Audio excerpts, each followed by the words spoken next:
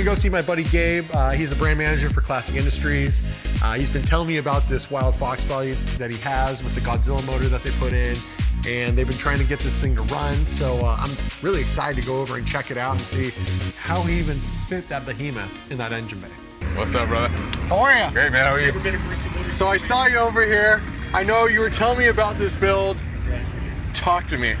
This is the beast. This is the beast, the 7.3 Ford Performance Godzilla, stuffed into a Fox body. It is massive. Yeah, well, I mean, yeah, it's tall, it's wide, it's grumpy. How'd you even fit this motor in here without having to cut anything? You know, it's actually relatively compact for 445 cubic inches. As you can see, I didn't have to modify the body at all with the K-member motor mounts and some headers. It kind of shoehorns right in. And now, how much horsepower is this? The Godzilla motor, correct? Yes. The coveted Godzilla. The coveted 7.3 Godzilla. Ford underrates it in the 4s. People have dynoed them closer to 6 right out of the box. That's bone stock, intake, cam, everything. Okay. And now, on a car like this, so you guys just finished doing this? Yeah. And it's got a lot of power? Tons. So, with a car with a ton of power, how the hell do you get this thing to stop? Well, fortunately, with the suspension we have on here, it utilizes S550 brakes, which means we can get some off-the-shelf S550 Duralast brake parts, slap it on here. Now we have 14-inch rotors with 4 pistons. 14-inch? Yes. Ooh. That should make this thing stop on a dime. Wow.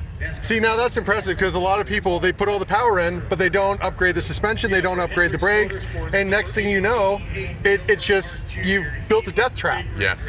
It's so easy to forget that stopping is more important than going, and every bit of energy you create in forward motion has to be converted into heat energy through the brakes, so that's why it's important to have good brakes. Sound like you know what you're doing. Yeah, I've done a few projects here and there. So what's next with this bad boy? We got to prep it for paint, then it's going to get painted, going to slap a roll bar in there so I don't kill myself, and then I'll have what will be a mostly finished car. So now, are you guys excited?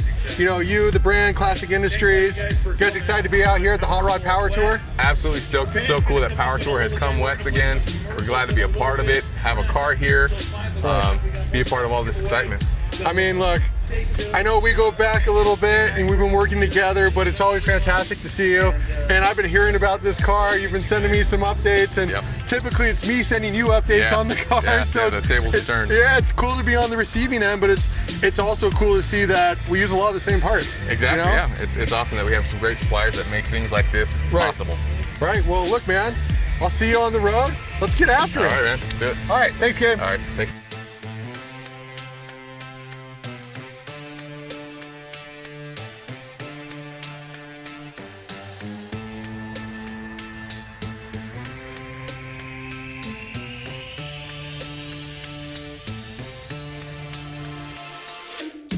One of the things I did not know that they're going to be doing out here was having a mobile dyno.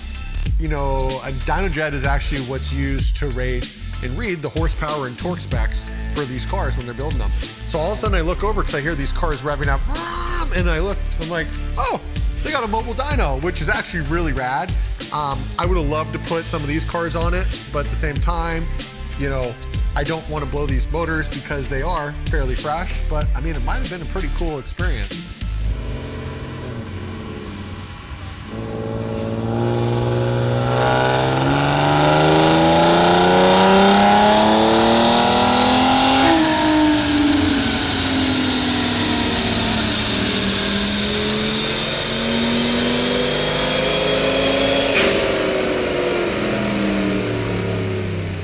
Heading over to the drag strip. I love watching people race each other. It's really fun. And so it's cool to see a new car versus an older muscle car. And surprisingly, the new cars aren't always winning because some of these muscle cars are set up to be drag racing cars. So it's pretty awesome, but I just love watching them scream down the track.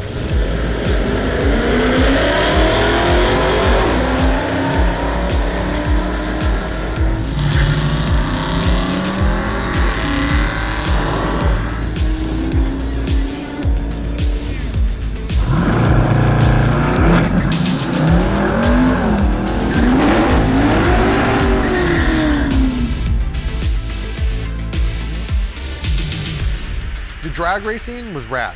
but now I'm excited to go check out some drifting over in the Burnout Box. You know, I've never been crazy into drifting, but about a year or so ago, I learned how to drift from Josh Robinson, and then fast forward, I then drifted with him again. And so seeing these guys go nuts, I really do appreciate the skill set it takes and the set of balls. You know, it's such a tight quarter at Irwindale, but it was pretty amazing to see. I mean, if you have an allergy to tire smoke, you probably should not attend this event.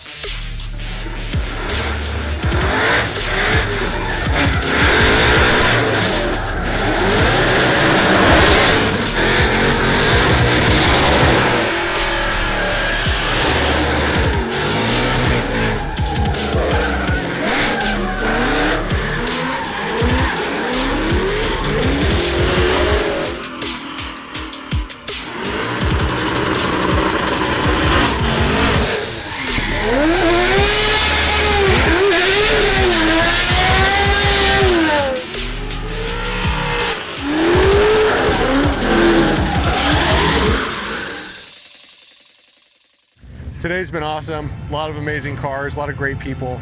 Got to do an interview earlier, you know, a nice podcast with Motor Trend. And then, you know, got to see our friend Gabe from Classic Industries. He showed us his Fox bike that they put a Godzilla motor in, which is absolutely insane. You know, the cars we took out here got out here safe and sound. So all in all, it's been a terrific day. And now I'm excited to see what else we got going on tonight. You know, I hear the nights get fun. And, you know, we're out here for 3 days, Irwindale, Vegas, Pomona. So, you know, fingers crossed that we keep having awesome days.